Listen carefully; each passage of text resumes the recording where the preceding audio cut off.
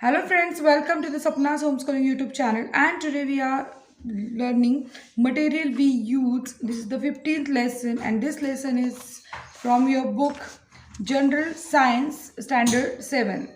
So let's start to learn this lesson. In this lesson, basically we are learning what are the natural materials and what are the man-made materials.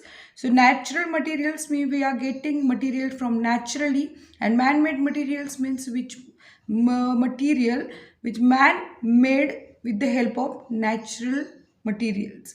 म्हणजे निसर्गात मिळणाऱ्या वस्तू आणि मानवनिर्मित वस्तू याच्यामध्ये मानव हा काय करतो, निसर्गात गोष्टींचा वापर करून मानवनिर्मित वस्तू तयार करतो. हे मूलतः नॅचरल अँड मॅनमेड मटेरियलचं वैशिष्ट्य आहे.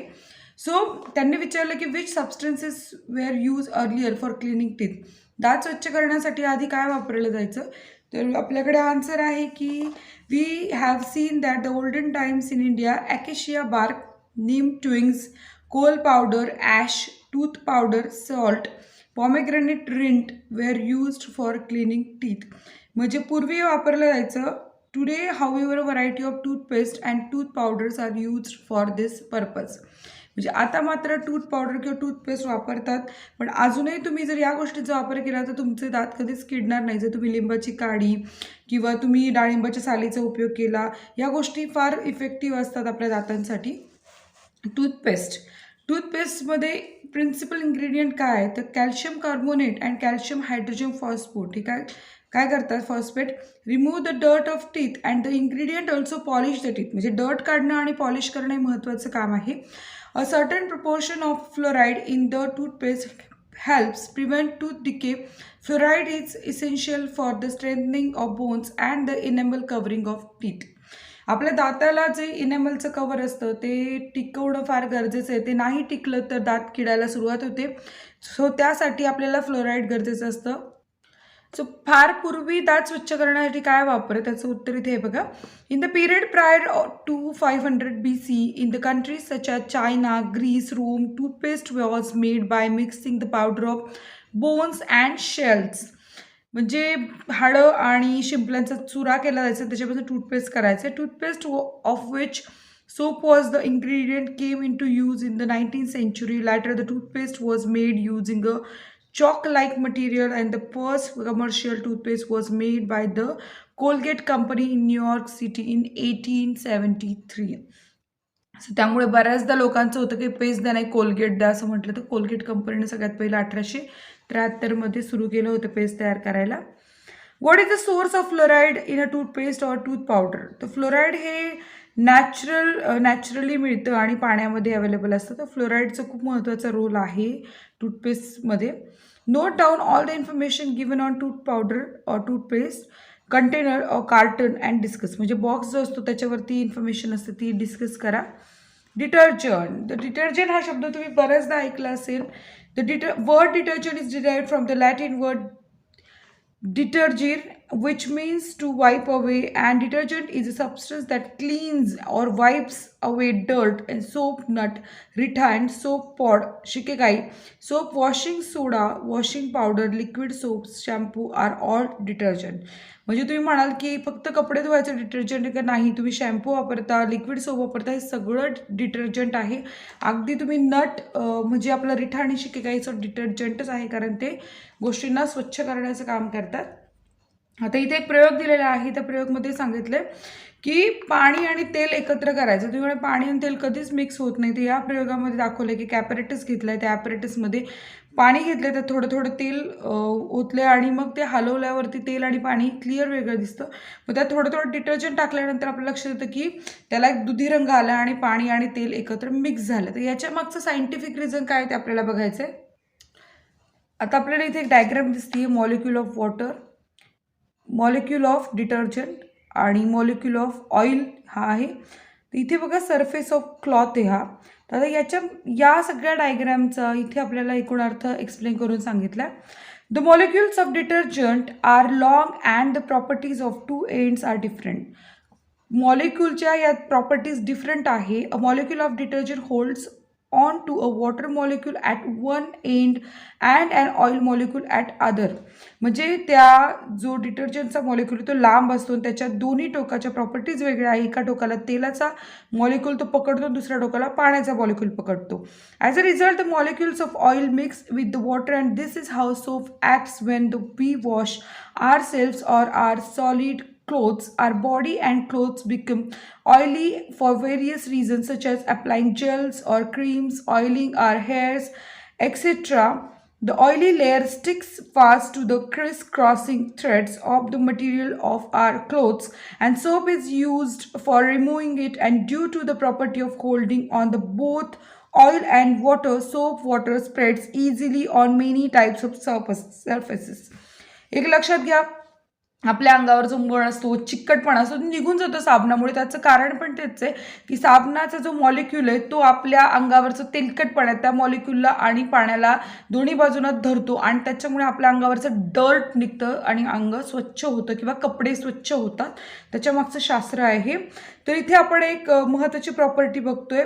The property of substance of spreading on a surface is called surface activity. तुम्ही जर कधी पाणी आणि डिटर्जंट किंवा सोप एकत्र केला असेल आणि गाडी धुत असेल तर कसं सटकन सटकून जातं. त्याचं महत्त्वाचं कारण आहे की ती सरफेस ॲक्टिव्हिटी ही जी प्रॉपर्टी आहे त्याच्यामुळे. And the substance is said to be the surfactant. Detergents are surface active and one effect of surface activity is lather formation. म्हणजे हा महत्त्वाचा गुणधर्म आहे की सर्फॅक्टंट किंवा सरफेस ॲक्टिव्हिटीचा तो नंतर फॉर्म होतो. नॅचरल इन्ग्रेडियंट्स, आपण आता नॅचरल इन्ग्रेडियंट्स बघतोय. तर शिकेकाई आणि रिठा तुमच्या घरातही वापरले जात असेल केस धुण्यासाठी, पण ते कपडे धुण्यासाठीही उपयोगी पडतात कारण त्यांच्यामुळे कपड्यांना कोणताही परिणाम होत नाही. So soap is made detergent किंवा सोप नट म्हणजे रिठा अँड सोप पावडर म्हणजे शिकेकाई are the natural detergent in common use. They contain chemical name saponin. त्यांच्यामध्येही केमिकल आहे, ते आहे सॅपोनिन.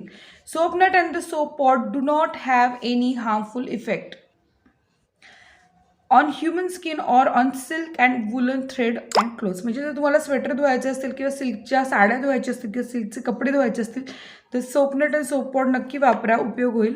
Man-made detergent. आता बघा, soap is a manmade detergent which has been is use since ancient time and it is believed that the soap was invented in the west about 2000 years ago. असा विश्वास आहे की 2000 वर्षापूर्वी साबणाचा शोध लागलाय. In those days soap was prepared using animal fat and wood ash.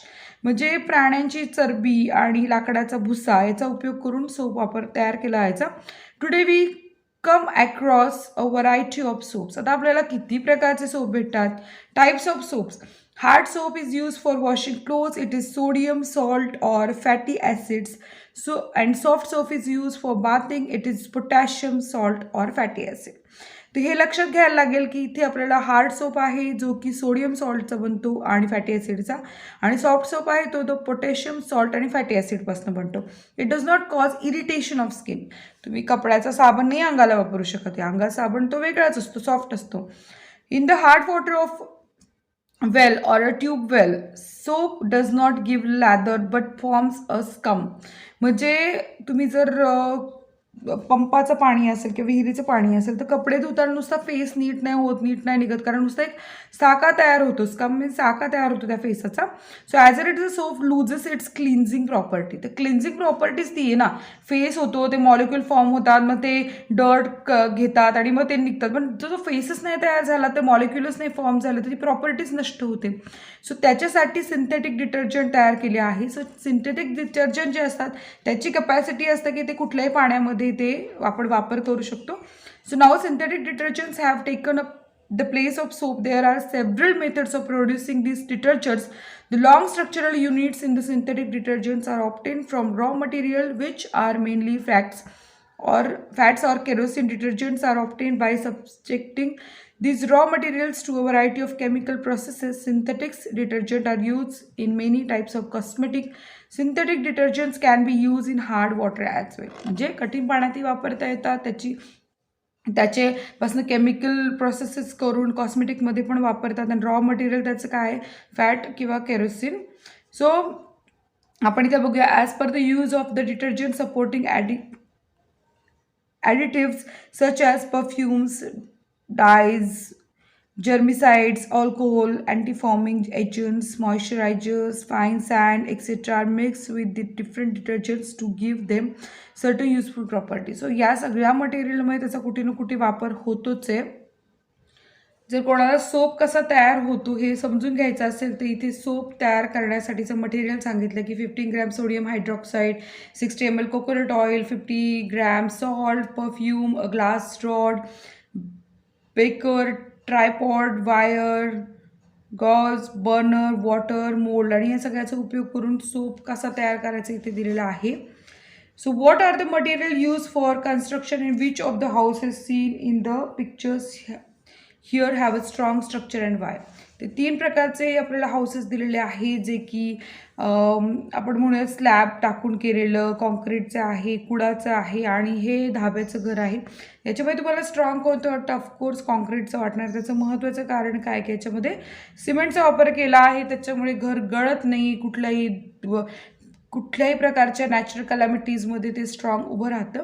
तर इथे cement प्रोडक्शनबद्दल सांगितलं की सिमेंट प्रोडक्शनमध्ये कोणत्या प्रकारे मटेरियल आहेत. So important material is construction sheets, blocks, pillar and pipes are made from concrete procedures. From cement is a dry greenish gray powder which is fine particle.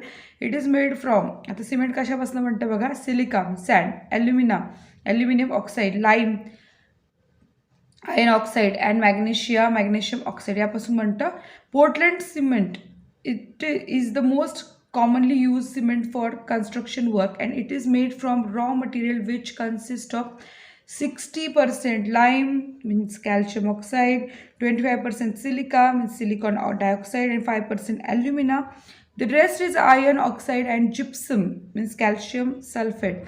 Portland cement gets its name from the stone quarried from the Isle of Portland in England and which has a similar texture. In ancient times, in Romans had made cement as well as concrete. They used to make aqueous cement by mixing volcanic ash in a moistened lime and it was a very durable cement. म्हणजे ते काय करायचे, चुना घ्यायचे पातळ आणि त्याच्यामध्ये ज्वालामुखीची जी राख असते ती टाकायची, त्यापासून पातळ सिमेंट तयार करायचं मिक्सचर आणि ते खूप पक्कं असायचं. With the decline of the Roman Empire, this art of making cement was also forgotten. And हे विसरून गेलो होतो हे art. In 1756, the British engineer John Symington developed the method of making aqueous cement. आता कॉन्क्रीट कसं करतात, तर concrete is prepared by mixing cement, water, sand and gravel for making a strong and leak proof slab. Certain substances are mixed in concrete. तर basically कॉन्क्रीटचा वापर करून एक चांगला मजबूत स्लॅब तयार केला जातो. पण कॉन्क्रीटसाठी सगळ्यात महत्त्वाचं सिमेंट आहेच आहे आणि वॉटर, सँड आणि ग्रॅव्हलचा उपयोग करतात. सो आपला लेसन इथे संपलेला आहे आणि 2 प्रश्न विचारले. फाइंड आउट की nowadays why are the roads made of concrete and why causes the hardness of water. So hardness of water वेगवेगळ्या क्षारामुळे होतात आणि रोड कॉन्क्रीटचे बनवतात कारण त्याच्यामुळे रोड जास्ती पक्के होतात, खड्डे पडत नाही रस्त्यावर, जास्त काळ ड्युरेबिलिटी वाढते रोडची. तर लेसन इथे संपलेला आहे आणि या लेसनमध्ये गोष्टी तुमच्या लक्षात आल्या असतील की मटेरियल वी यूजमधल्या. हा व्हिडिओ आवडला असेल तर नक्की लाईक करा, शेअर करा मित्रमैत्रिणींना आणि सपना होमस्कूलिंग चॅनलला सबस्क्राईब करा. So we'll meet in next video, exercise video. We'll solve all the questions in that video. Okay, bye bye.